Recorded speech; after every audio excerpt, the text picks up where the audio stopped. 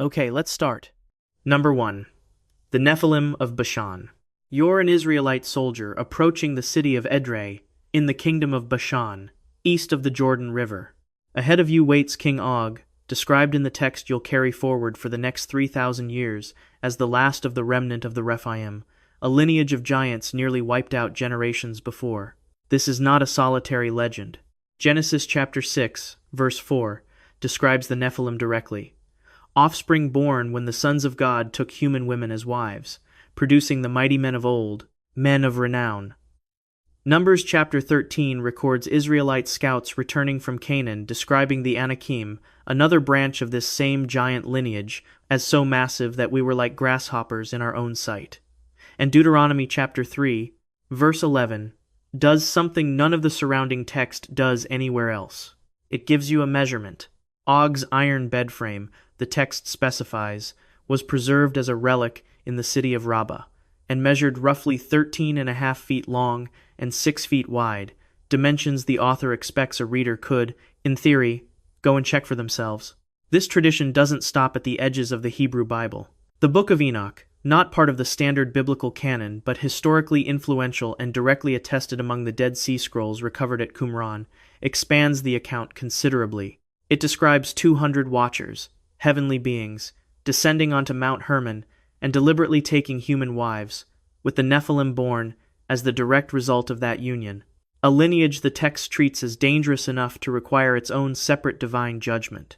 Archaeology confirms Bashan and its capital Edrei were real Iron Age settlements, and the region still contains genuinely massive basalt megalithic architecture and underground stone construction, structures that remain standing and visitable today, built from a material and at a scale that required serious, coordinated labor to construct, using stone far heavier than typical regional building practice favored.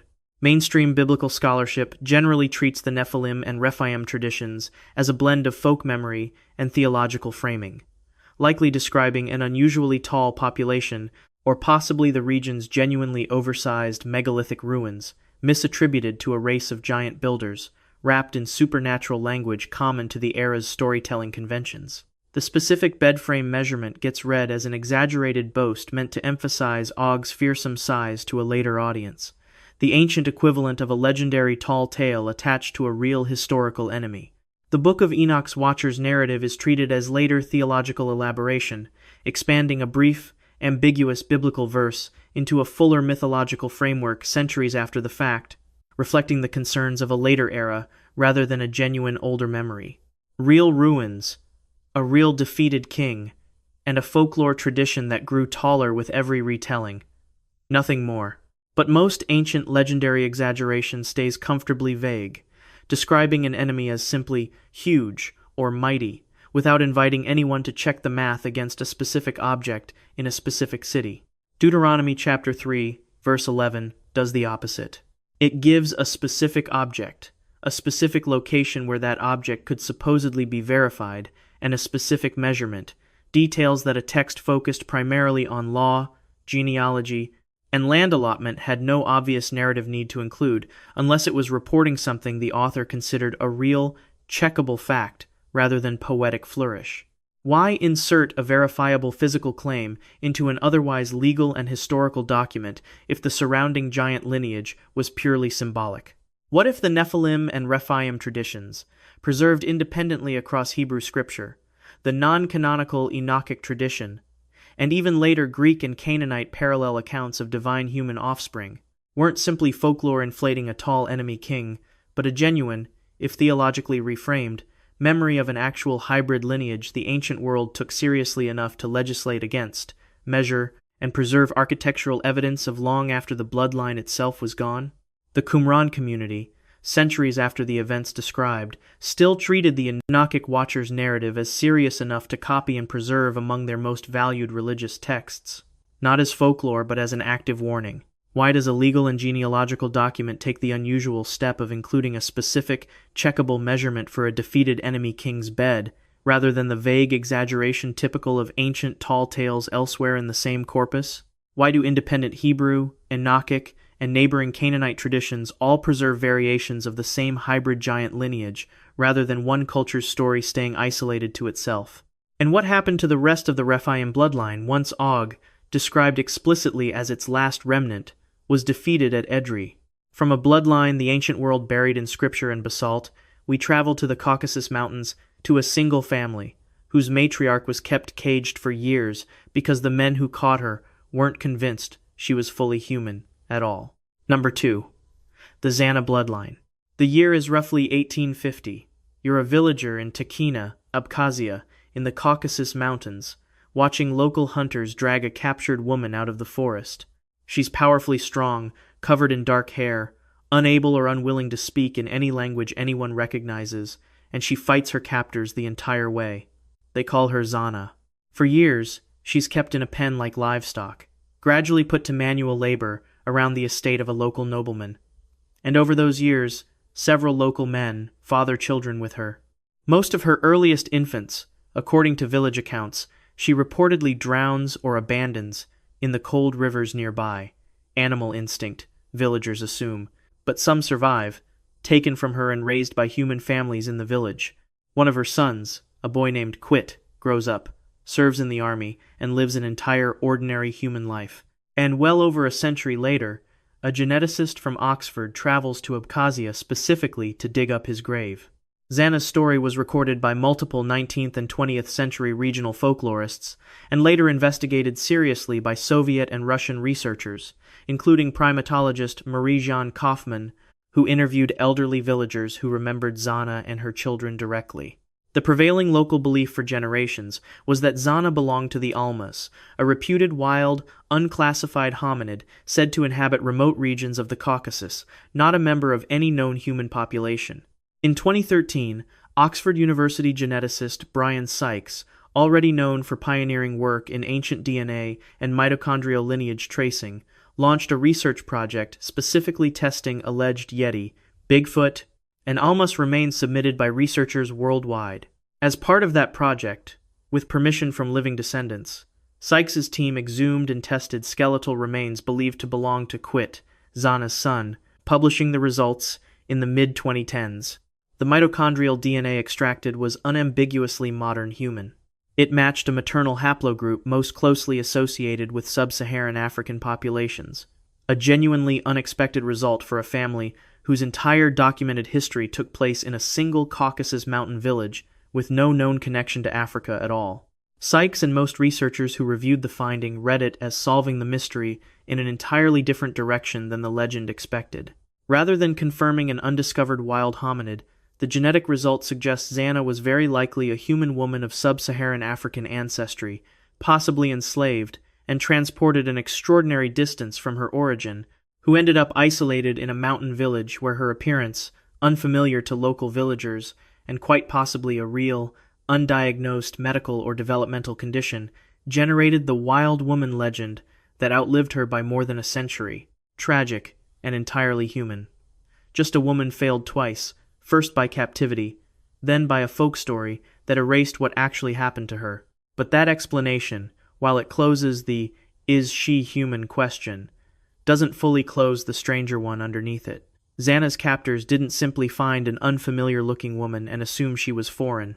Multiple independent 19th century accounts describe specific physical details, exceptional physical strength, an apparent inability or refusal to use any spoken language over years of captivity, and a documented pattern of killing her own earliest infants that go considerably further than "she looked different." Why would an enslaved human woman, however isolated her origin, never once acquire or attempt any of the local language over years of forced proximity to people speaking it daily around her? What if the genetic result and the legend aren't actually in conflict, and Zana really was an extraordinarily isolated human being, quite possibly the descendant of a population so genetically and culturally disconnected from everyone around her that centuries of total isolation had eroded language and social behavior in ways the surrounding village had never encountered and had no framework to interpret as anything other than not fully human? Sykes' own published conclusions stop short of explaining the behavioral details at all, focusing narrowly on what the mitochondrial marker could and couldn't confirm. Why does the one piece of hard genetic evidence in this entire case solve the ancestry question while leaving the behavioral evidence, the silence, the strength, the infanticide, completely unaddressed? And why, if Quit's line has been confirmed as ordinarily human, do his own living descendants in Abkhazia still tell the story of their grandmother as something closer to legend than family history?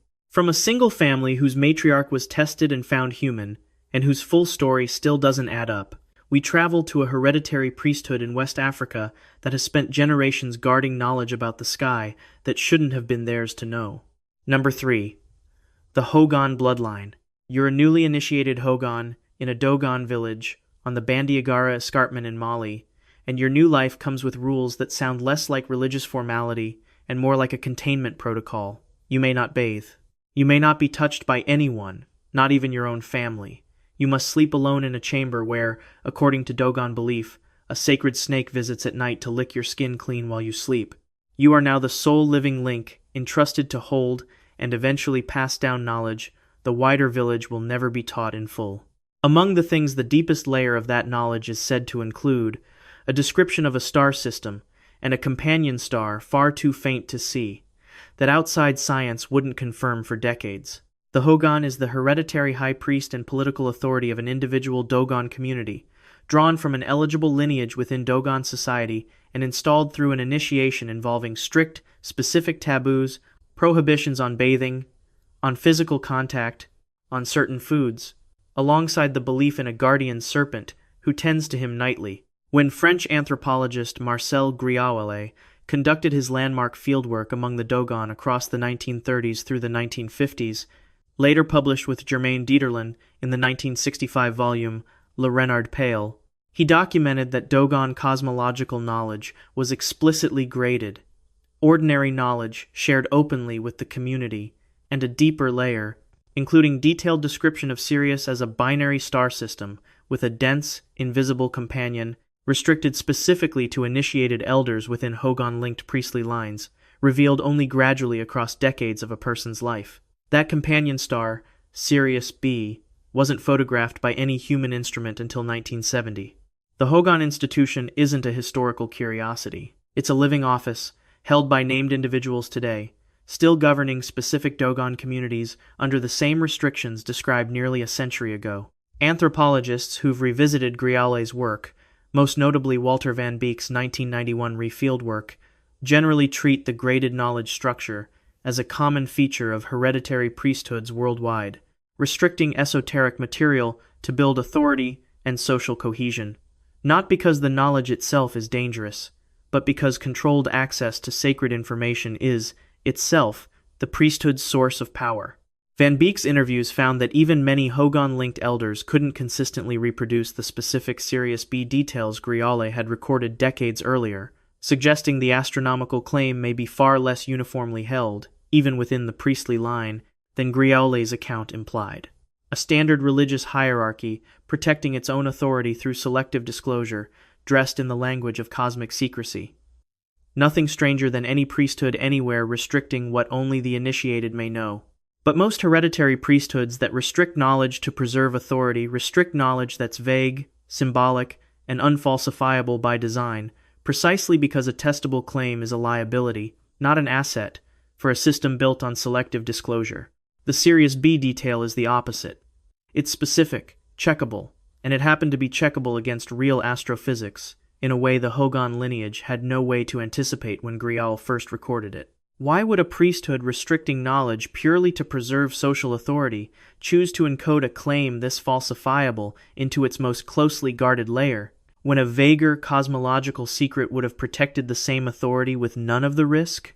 What if the graded transmission system wasn't simply a mechanism for hoarding social power, but a genuine, if imperfectly maintained, method for preserving a specific piece of inherited knowledge across generations, one that inevitably degraded as it passed hand to hand, the way any orally transmitted technical detail does, explaining exactly why Van Beek found it patchy among later elders without needing outside contamination to explain the gaps?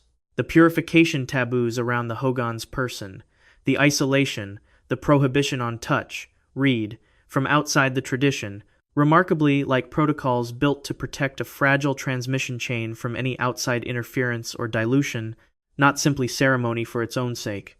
Why does the single most falsifiable, most independently checkable secret, in the entire Dogon cosmological system, sit at the deepest, most restricted layer of a priesthood, otherwise built around symbolic, unfalsifiable belief? And why does an office still filled today by a living person, under the same restrictions recorded a century ago, remain the only place this specific knowledge has ever been said to reside? From a hereditary priesthood still guarding a secret about the sky today, we travel to a small clan in the mountains between China and Tibet, whose blood a real geneticist was eventually sent to go and test. Number 4. The Dropa clan. The year is 1938. Your archaeologist Chi Pute, working in the Bayan Karaula Mountains on the border between China and Tibet, when your team breaks into a network of caves arranged with unnerving regularity, too straight, too deliberate to be natural formations.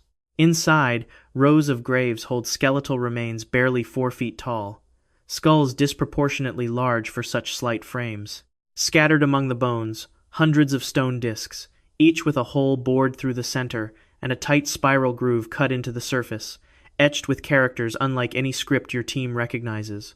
You found the burial ground of a clan local herders call the Dropa, and for the next several decades, almost everything claimed about who they were will be nearly impossible to verify, and almost impossible to fully dismiss. In 1962, Chinese professor Tsum Nui reportedly announced a partial translation of the spiral inscriptions on the discs, claiming they described a small clan whose aircraft crash-landed in the mountains, forcing survivors to shelter in the cave network and eventually intermarry with local highland communities.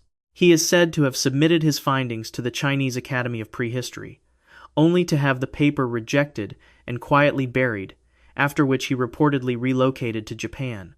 In the 1970s, Austrian engineer Ernst Wegerer claimed to have photographed several of the discs on display in a regional Chinese museum before access was restricted. Swiss author Erich von Däniken carried the story to an international audience through his Ancient Astronaut books later that decade. 2 small highland clans still living in the Bayan Karaula region today, sometimes recorded as the Dropa and the Kam, were described by visiting researchers across the 20th century as unusually short, commonly cited around 3.5 feet on average, with disproportionately large, high-domed skulls, and some field reports claim blood samples taken from clan members returned results local medical teams couldn't cleanly match to any known regional population group. Mainstream anthropologists who've examined what evidence actually survives are skeptical of nearly every dramatic element of the story. No verified copy of Tsumum Nui's original 1962 paper has ever surfaced in any accessible archive, and no independent scholar has ever confirmed his existence through Chinese academic records. The discs themselves, where photographed or held in Chinese museum collections, show no conclusive evidence of genuine ancient manufacture under expert examination, and several researchers who've studied similar spiral disc artifacts from the region consider them plausible but unverified. The clan's short stature and skull proportions are far more plausibly explained by endemic cretinism, a well-documented condition caused by severe iodine deficiency, common in isolated, non-coastal mountain populations before modern iodized salt reached remote regions, producing exactly this combination of stunted growth and disproportionate head size across an entire isolated community. A tragic, ordinary medical explanation wrapped in a spectacular story that grew with each retelling and each new author who never independently verified the last one's sources. Just isolation, poor nutrition, and a story too good for publishers to fact-check. But cretinism from iodine deficiency, well documented as it is elsewhere, doesn't typically produce the specific reported blood typing anomalies. Results. Some field accounts describe as failing to cleanly match established regional population markers, since the condition affects thyroid-driven development, not the underlying genetic population profile of the blood itself. If the disc translation and crash story are entirely fabricated, invented wholesale by a professor whose own existence can't be confirmed, why does the account converge with independent, separately reported field descriptions of the clan's specific, unusual proportions, made by visitors who had no connection to Tsumum Nui's claims and no reason to invent matching details? What if the story wasn't built from nothing, but assembled around a genuinely isolated, genuinely unusual small clan, whose real, medically explicable condition got wrapped in an unverifiable translation because unverifiable stories travel farther than case studies of iodine deficiency ever could? Or, at the far edge of the same evidence, what if the reported blood results, thin and unconfirmed as they are, point towards something the cretinism explanation doesn't fully close out? Why has no accredited research team ever been granted sustained access to run modern genetic testing on the clan's living descendants, when doing so could settle the blood typing question definitively either way? And why do independent visitors, decades apart and unconnected to the original disc story, keep describing the same specific, unusual physical proportions in the same small, isolated population? From a clan whose blood samples still won't stay explained, we travel to a river kingdom that built its entire claim to the throne on a marriage to something that lived in the water and never stopped insisting the arrangement was literal. Number 5. The Naga-blood dynasty of Funan. The year is roughly 68 CE. You're standing on the muddy bank of the Mekong Delta as a foreign ship arrives, carrying a Brahmin voyager named Kaundinya. The local ruler of this stretch of water is not a king but a queen, Soma, said to belong to the Naga, a royal house of serpent beings living beneath the river itself. When Kaundinya's ship approaches her territory, she moves to repel it. He responds not with weapons but with a bow gifted by a god, forcing her retreat and, according to the account, her hand in marriage. Their union becomes the founding act of the kingdom of Funan, the earliest known state in Southeast Asian history.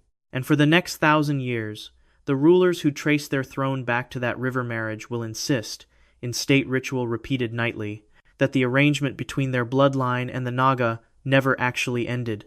This is not folk legend surviving only in villages. It's recorded in official Chinese diplomatic accounts, specifically the 3rd century reports of envoys Kang Tai and Zhu Ying, preserved in later Chinese dynastic histories, describing Funan's founding exactly this way to their own imperial court. The story continues directly into the later Khmer Empire, Funan's successor state, where 13th century Chinese envoy Zhou Daguan documented, in his first-hand account, customs of Cambodia, a nightly royal ritual in which the reigning king was required to climb a golden tower alone and unite with a 9-headed serpent spirit believed to physically inhabit the structure, a duty so central to the kingdom's legitimacy that missing it, Zhou records, was believed to bring disaster to the entire realm. Naga imagery isn't decorative flourish at Angkor. It structures the causeways of Angkor Wat itself, giant stone serpent balustrades running the full length of every major approach, consistently rendered with human-like royal crowns rather than as plain animal totems. Cambodian and Thai royal genealogies today still formally trace symbolic descent from this same founding union. Historians generally read the Kaundinya Soma story as a classic conquest legitimization myth, a foreign warrior marrying into and absorbing a local ruling matriarchy, dressed up in mythological language to smooth over what was very likely a straightforward military and political takeover of an existing river delta power. The nightly tower ritual gets filed as state religion, functioning exactly as state religion always does, binding a king's legitimacy to divine favor through ceremonial performance, the same logic behind a coronation oath or a divine mandate. Naga imagery across Khmer architecture reflects a widespread regional water spirit cult, common to flood-dependent agricultural societies throughout the Mekong Basin, not evidence of literal ancestry. A conquest story wrapped in local river mythology. Nothing more than any regional dynasty building legitimacy out of the beliefs already present in the land it took. But conquest myths are usually vague, gesturing at gods or fate in general terms precisely because specificity invites scrutiny a ruling family doesn't want. The Funan and Khmer tradition instead commits to something remarkably specific and sustained, an ongoing, physically enacted, nightly union between the living king and the Naga, maintained continuously for centuries, not a one-time founding event safely buried in the past.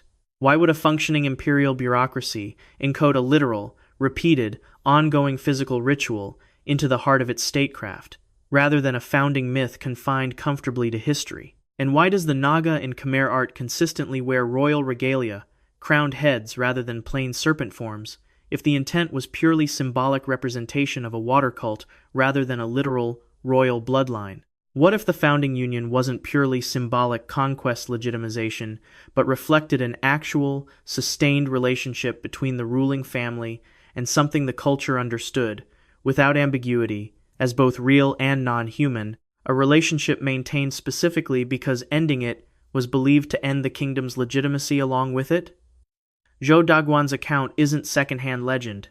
It's a foreign diplomat's first-hand, matter-of-fact observation of a functioning state ritual, recorded with the same dry precision he used to describe Angkor's markets and irrigation systems. This is exactly the detail modern reptilian bloodline researchers, working outside mainstream Khmer scholarship, point to when they argue that Naga-descended dynasties weren't using serpent imagery as metaphor at all, but recording literal descent from a non-human, reptilian source, one they claim other royal serpent founder myths across Asia and the ancient Near East echo far too closely to be coincidence.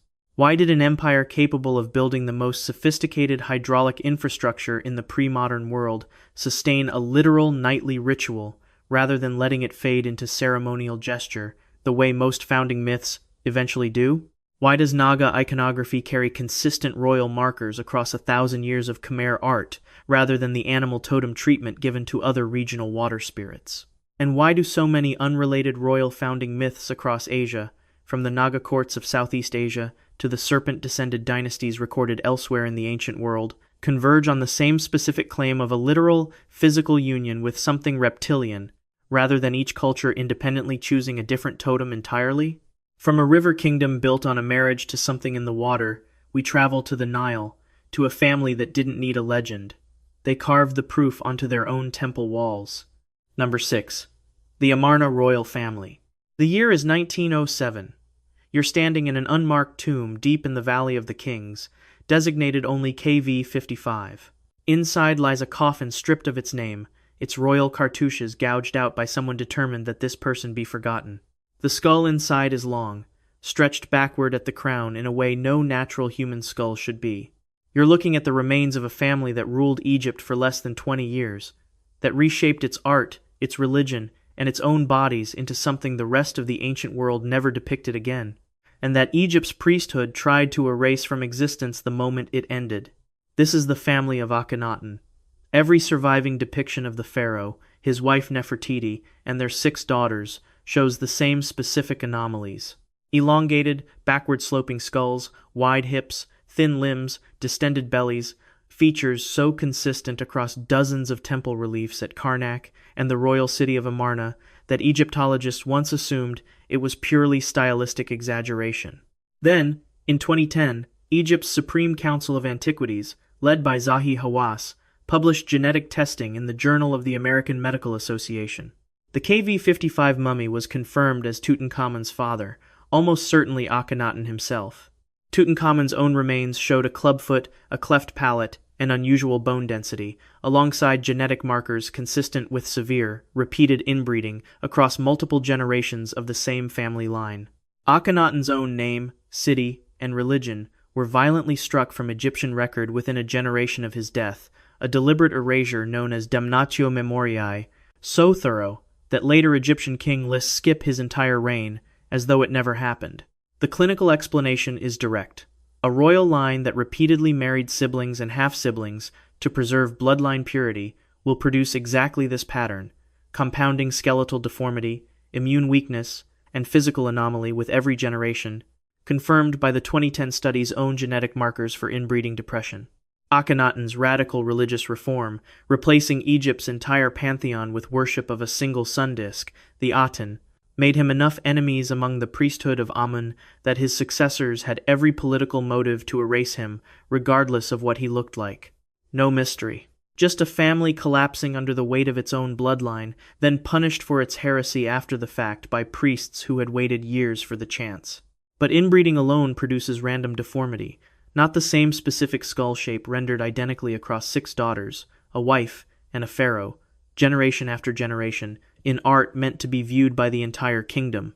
Why would a family suffering visible genetic collapse choose to enshrine that exact anomaly on temple walls, rather than idealize it away, the way every other Egyptian dynasty depicted its rulers as physically perfect regardless of reality, even when their own mummified remains told a very different story? And if the erasure after Akhenaten's death was purely religious retaliation, why focus so specifically on removing his name and city, and not on correcting or reburying the specific bodies, several of which sat in an unmarked, deliberately anonymous tomb for over 3,000 years, protected rather than destroyed? What if the Amarna family wasn't depicting stylized exaggeration or unchecked genetic disease, but recording, with unusual honesty for Egyptian art, what its members actually looked like? And what if that shape traced back further than a few generations of sibling marriage? Some researchers who've reviewed the KV55 genetic data note that the inbreeding markers, while real, don't fully account for the specific cranial elongation pattern on their own, a detail mainstream Egyptology generally treats as settled but rarely explains in cranial development terms. No comparably shaped royal skull appears anywhere else in the 3,000-year span of Egyptian dynastic history before or after Akhenaten's line, despite consanguineous marriage being common practice across nearly every dynasty that ruled the Nile, from the earliest pharaohs through the Ptolemies.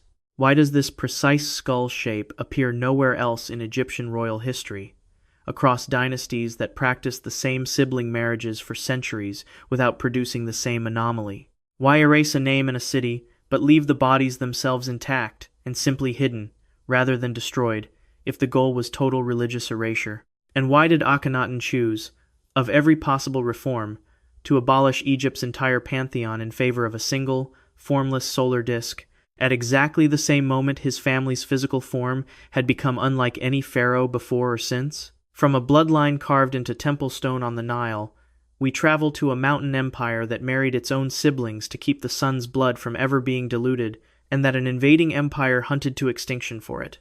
Number 7. The Inca royal family. The year is 1533. You're standing in the plaza at Cajamarca, watching Spanish soldiers under Francisco Pizarro garrote the Sapa Inca Atahualpa, ruler of the largest empire in the Americas. His death isn't the end of the story.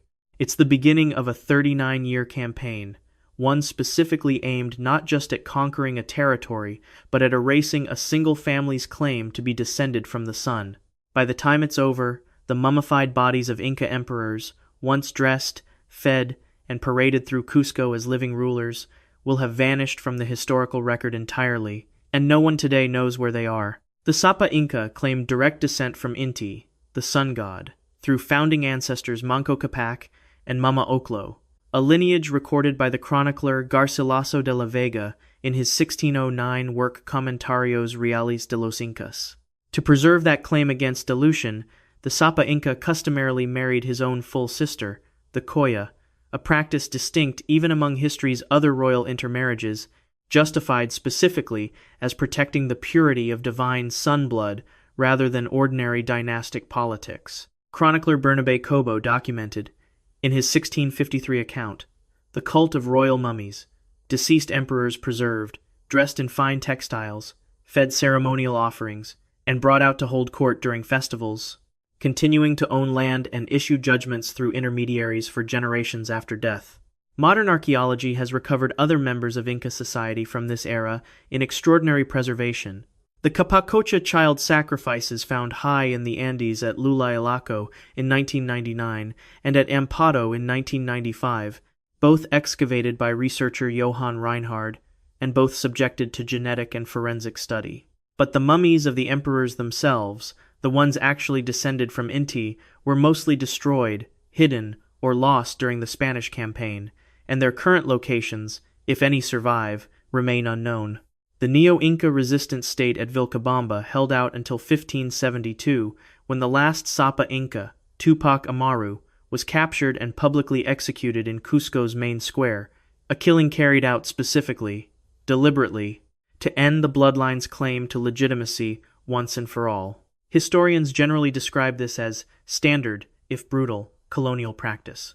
Conquering powers throughout history have targeted a defeated people's ruling class specifically because a surviving royal lineage gives rebellion a rallying point and a legitimate claimant.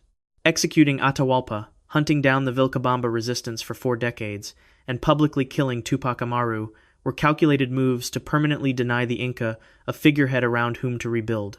The disappearance of the earlier emperor's mummies fits the same pattern. An active campaign by Spanish, colonial, and religious authorities to dismantle indigenous religious authority, since the mummy cult functioned as an ongoing political and spiritual institution, not mere burial custom. Brutal, but not unusual. Just an empire doing what empires have always done to prevent a conquered people from regrouping around royal blood. But most colonial powers, once a ruling family's political threat was neutralized, absorbed or intermarried with surviving indigenous nobility, rather than pursuing total physical erasure of an entire dynasty's remains across 4 decades. The Spanish crown did this elsewhere in its own empire. Here, the pursuit specifically targeted preserved bodies, mummies that posed no military threat whatsoever, hidden or destroyed, rather than simply left in place or repurposed as trophies. Why treat the physical remains of already dead emperors, incapable of leading any army, as a priority worth active, sustained destruction, rather than simply displacing the living resistance and leaving the dead where they lay? What if the mummy cult wasn't eliminated merely as political theater, but because Spanish colonial and church authorities genuinely understood it as a functioning source of ongoing authority, something the mummies themselves were believed by Inca subjects to still actively exercise, and treated that belief as dangerous enough to require total physical erasure rather than mere prohibition? Some historians researching the colonial campaign against the mummy cult note that Spanish accounts describe specific, sustained effort dedicated to locating hidden royal mummies well after any military resistance had ended, effort disproportionate to a purely symbolic threat. Why did Spanish authorities continue actively searching for hidden Inca royal mummies for years after the last military resistance had been crushed, if the mummies posed no further practical threat? Where did the bodies of the earlier emperors, the ones actually present at the founding of the mummy cult, actually end up, and why has none of them ever resurfaced in 4 centuries of Andean archaeology? And what, exactly, did colonial authorities believe they were stopping by, making sure the Sunblood's physical remains disappeared for good? From a bloodline hunted to extinction over 4 decades, we travel to the oldest ruling family on Earth to put its ancestry in writing, 4,000 years before anyone thought to draw blood. Number 8. The Royal House of Uruk. The year is roughly 2100 BCE. You're a scribe in the temple precinct of Uruk, pressing a reed stylus into wet clay, copying down the official genealogy of the city's ruling family for the archive. You reach the entry for a king named Gilgamesh, and you write, in the exact words the tradition demands, that he is 2/3 god and 1/3 man. You don't write this as poetry. You write it as a royal record, the same kind of document that lists tax obligations and canal boundaries. This is the oldest ruling bloodline in the written history of civilization, and its own official record states, without hedging, that it was never fully human to begin with. Uruk is not legend. It is a real, excavated Mesopotamian city, occupied continuously from roughly 4000 BCE, recognized by UNESCO, first properly excavated by William Loftus in the 1850s, and extensively documented by Julius Jordan's German expeditions in the early 20th century. The Sumerian king list, preserved on the Weld-Blundell prism, now held at Oxford's Ashmolean Museum, records Uruk's rulers by name and reign length as part of a continuous administrative document, the same kind of list a functioning bureaucratic state would keep for legal succession. The standard Babylonian epic of Gilgamesh, in its opening tablet, describes its king's ancestry directly, born of the goddess Ninsun, a deity with her own active temple cult and priesthood in Uruk, and a mortal father, Lugalbanda, himself listed as an earlier king of the same city. The king list further claims that certain rulers before a great flood reigned for tens of thousands of years, a figure that drops sharply to ordinary human lifespans the moment the flood narrative concludes. Historians generally read this as royal propaganda, the same tool nearly every ancient monarchy used to justify its authority. Claiming partial divine descent gave a king's rule the appearance of cosmic legitimacy, discouraging rebellion against someone who was, officially, more than merely human. The pre-flood reign lengths get filed as symbolic numerology, likely tied to Mesopotamian base 60 mathematics rather than literal chronology. Ninsun's status as Gilgamesh's mother is treated the same way modern historians treat any pharaoh's or emperor's claimed divine parentage, a political fiction with a religious veneer, understood by everyone at the time as ceremonial rather than biological. No skeletal remains identified as Gilgamesh or his immediate line have ever been recovered or tested, so the question, historians note, was never even meant to be empirically checked in the first place. But propaganda claiming vague divine favor is common throughout the ancient world. Propaganda claiming a specific, documented birth from a named, worshipped deity, recorded in the same administrative tradition used for tax records and canal law, is rarer, and Uruk scribes had no obvious incentive to invent a detail this precise if the goal was simply generic legitimacy. Why record an exact fraction, 2/3 God, 1/3 man, rather than the looser language of divine favor used by most contemporary rulers across Sumer and Akkad? And why does the king list's transition from impossible pre-flood reign lengths to ordinary human lifespans happen at one specific narrative event, a flood, rather than gradually, the way a numerology error would likely blur across generations instead of resolving instantly? What if 2/3 wasn't a metaphor for legitimacy at all, but the closest fraction a Bronze Age vocabulary had for describing a hybrid genome, something closer to a ratio than a blessing? This is precisely the reading pushed by writer Zecharia Sitchin, whose 1976 book The 12th Planet argued that Sumerian texts, read literally rather than symbolically, describe a species called the Anunnaki, genetically engineering the first humans, then periodically interbreeding with select royal lines to keep specific bloodlines closer to the original, unmixed source. Mainstream Assyriologists reject this reading of the cuneiform on both linguistic and archaeological grounds.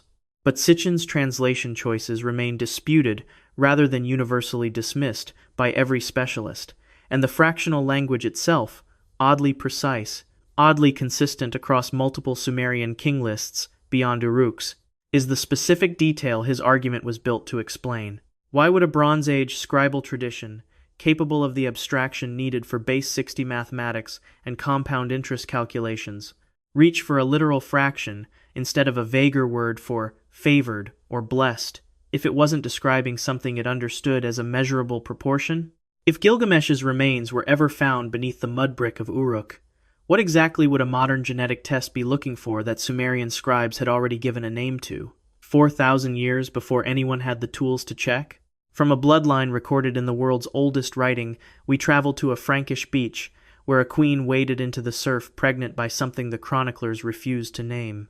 Number 9. The Merovingian dynasty. The year is 447. You're standing on a beach near Thuringia, in what will one day be northern France. A queen named Basana walks into the surf alone, heavy with a child already conceived by her husband, the Frankish chieftain Clodio. The water churns. Something rises from beneath the waves, a creature the chroniclers will later call the Quinator, part bull, part sea beast, belonging to nothing on land. Basina returns to shore, changed. She is carrying 2 fathers' worth of blood in a single womb. Her son will be named Merovech, and the dynasty that takes his name will rule the Franks for the next 300 years, claiming, openly, in its own official records, to be descended from something that came out of the ocean. This is not folklore, whispered by peasants. It is recorded in the Chronicle of Fredegar, a 7th century Frankish history, as the dynasty's own explanation for its right to rule. The Merovingian kings never denied it. They amplified it. Every Merovingian ruler wore his hair long and unshorn, believed to be the physical seat of the family's supernatural power, so sacred that cutting a Merovingian's hair was considered equivalent to dethroning him, a punishment reserved specifically for rivals. The dynasty wanted stripped of legitimacy without outright execution. In 1653, a mason near Tournai broke into a sealed tomb and found the remains of King Childeric I, dead since 481, still lying with over 300 tiny gold bees, a crystal ball, a signet ring, and a severed horse's head. Napoleon later had the bees sewn onto his own coronation robes, borrowing power from a bloodline 1,300 years dead. He understood, even if only symbolically, exactly what he was invoking. Historians generally treat the Quinator story as a legitimizing myth, the kind nearly every early medieval dynasty invented to justify a violent seizure of power. Basina, after all, had left her first husband for Clodio's rival, and a supernatural cover story conveniently erased any question of the child's paternity. Merovingian hair symbolism gets read as simple sumptuary law, a visual marker of royal status, no different from a crown. The disappearance of the dynasty is chalked up to ordinary medieval politics. By 751, the last king, Childeric III, had been reduced to a ceremonial figurehead so powerless that chroniclers nicknamed the line's final rulers the Rosfanians, the do-nothing kings. The Carolingian mayor of the palace, Pepin the Short, forced Childeric's tonsure and exile into a monastery, ending the bloodline for good. Just another coup. Nothing unusual about a rival family taking the throne. But if this was ordinary political theater, why did it require erasing the entire bloodline rather than simply marrying into it? Frankish succession customs allowed for exactly that path, and Pepin had every opportunity to absorb Merovingian blood into his own line through marriage, rather than forced monastic exile. Why did the ritual of cutting a Merovingian's hair carry the specific, repeated language of severing supernatural power, not merely removing royal insignia, in an era when insignia alone, a crown, a scepter, a seal, would have been the simpler and more conventional symbol to strip? And why does Fredegar, a serious court chronicler writing for a Christian audience that had every reason to suppress a pagan origin myth, preserve the Quinator story in such precise, physical detail, a specific beach, a specific creature, a specific act, rather than a vague gesture at divine favor, the way most royal myths stayed conveniently abstract? What if the myth wasn't cover for an affair, but memory of something the Franks genuinely believed had happened, garbled just enough by 6 centuries of retelling to survive as folklore instead of confession? Modern amateur genealogists who have pushed for testing of remains linked to the Merovingian line report mitochondrial markers that resist clean classification within expected Frankish and broader Germanic haplogroups, though no accredited university has published a peer-reviewed study confirming or refuting the claim. No institution has been granted sustained access to test the full skeletal record recovered since 1653. Some fringe researchers go further, arguing the hair prohibition wasn't superstition at all, but a practical rule protecting some trait, visible in the hair itself, that marked the bloodline as different from everyone around it, a difference worth hiding in plain sight, rather than explaining. Why did a functioning, literate Christian kingdom preserve a pagan sea creature origin story instead of quietly Christianizing it away, the way nearly every other conversion-era dynasty rewrote its own founding myth? What happened to the rest of the Merovingian skeletal remains recovered since 1653, and why has full independent testing never been completed? If the Quinator was only ever a metaphor, why did an entire kingdom organize its laws of succession, its royal iconography, and its most sacred taboo around a physical detail, hair, rather than a title or a crown? From a bloodline hidden in the water off a Frankish beach, we travel to a genetics lab, to the one family on this list whose blood a modern laboratory could actually test and match. Number 10. The Kohanim. The year is 1996. You're in a genetics laboratory, drawing a blood sample from a man who has just told you, without hesitation, that he is a Kohen, a member of a hereditary priestly family that has passed its status from father to son, unbroken, for over 3,000 years. He doesn't know his own Y chromosome sequence. Neither does the geneticist running the test, Karl Skorecki, who has a simple question. If the Torah's account of Aaron, brother of Moses, appointed as the first hereditary high priest is more than religious memory, an unbroken paternal bloodline running back to a single named man in the Bronze Age should still be readable today, encoded in a piece of DNA passed unchanged from father to son. It should still be there, and when the results come back, it is. Aaron's priesthood, the Kohanim, has been maintained through strict patrilineal descent since the biblical account in Exodus, chapter 28, verse 1, retaining exclusive ritual roles, including the priestly blessing recited in synagogues to this day. In 1997, Skorecki and geneticist Michael Hammer published their findings in the journal Nature, under the title Y Chromosomes of Jewish Priests, testing men who self-identified as Kohanim across both Ashkenazi Jewish communities in Europe and Sephardic and Mizrahi communities in the Middle East and North Africa. Populations separated by well over 1,000 years with minimal intermarriage between them, the study found a distinctive Y chromosome signature, later named the Cohen modal haplotype, at strikingly elevated frequency, specifically among the self-identified priestly line, and not at comparable frequency among Jewish men outside it. Hammer's follow-up molecular clock analysis estimated the shared ancestor behind the marker lived within a range consistent with traditional dating of Aaron and the Exodus. Halachic law today still bars a Kohen from marrying a divorcee or a convert, and requires him to avoid contact with the dead, restrictions that function, whether by design or consequence, as a real, still enforced endogamy system. Geneticists studying the result generally describe it as exactly what disciplined patrilineal endogamy should produce. If a community enforces father-to-son transmission of a specific status for 3 millennia, actively restricting who its members may marry specifically to protect that status, a shared Y chromosome marker from one founding male will persist far more readily than it would in a population marrying freely. This isn't evidence of anything supernatural. It's evidence that religious law, rigorously enforced across 100 generations, can act as a genetic bottleneck as effectively as any geographic isolation. Just very disciplined bookkeeping, written into blood instead of parchment.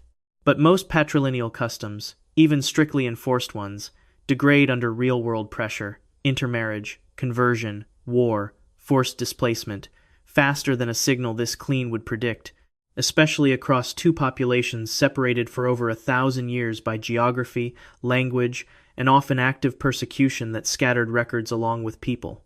Why does the shared marker's frequency among self-identified Kohanim remain this elevated across communities with essentially no contact with each other since before the medieval period, rather than diluting toward the general population's baseline the way most family traditions eventually do? And why does Jewish law treat Kohen status as strictly, unforgeably biological, never grantable by marriage, adoption, or conversion, the way nearly every other ancient hereditary office, priesthood, or nobility could be conferred by a ruler's decree? What if the 1997 result isn't simply proof that rigid tradition can preserve a genetic signature, but the closest thing available anywhere in this list to independent, laboratory-confirmed evidence that a specific ancient genealogical claim, naming one specific man, is substantially true?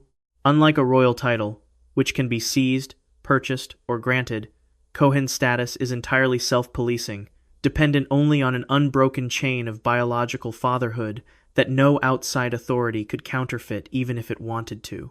Some population geneticists who've revisited the data note that the original sample size, while statistically significant, remains modest, and later, larger studies have found the picture more complex than a single clean marker, without ever fully explaining away the original elevated frequency itself. Why does a bloodline this carefully, continuously policed by religious law for 3,000 years, show a genetic signal this strong, when equivalent studies of far younger, far less strictly enforced hereditary lines rarely produce anything close? If the Cohen modal haplotype really does trace to a single Bronze Age man, does that mean the specific ancestor named in Exodus, not merely a priestly caste, has been effectively confirmed in a modern lab? And what would it mean for every other ancient genealogical claim on this list if the one case science has actually been able to directly test turned out to hold up? 10 families, a king whose bed frame was measured like a museum exhibit, a matriarch tested and confirmed human, while her own story stayed unexplained, a priesthood still guarding, today, a secret about the sky that science eventually proved right, a clan whose blood samples still won't stay explained, a kingdom that never let its serpent marriage end, a pharaoh's family whose own art gave away a shape science only half explained, a royal line hunted across a continent specifically to erase it, a king's own official record naming the exact fraction of himself that wasn't human, a queen who waded into the surf pregnant by something the chroniclers refused to name, and, closing the list, the one bloodline a modern lab could actually put under a microscope and match. If you found this as unsettling as it deserves to be, subscribe, leave a comment telling us which of these 10 bloodlines you'd want tested first, and let us know where in the world you're watching from.